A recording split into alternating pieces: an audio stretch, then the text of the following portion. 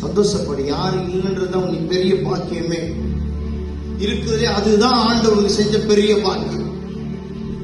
யாரும் இல்லாத போதுதான் ஒரு கரம் கல்லறையை புரட்டி வந்து உனக்காக நிற்கும்.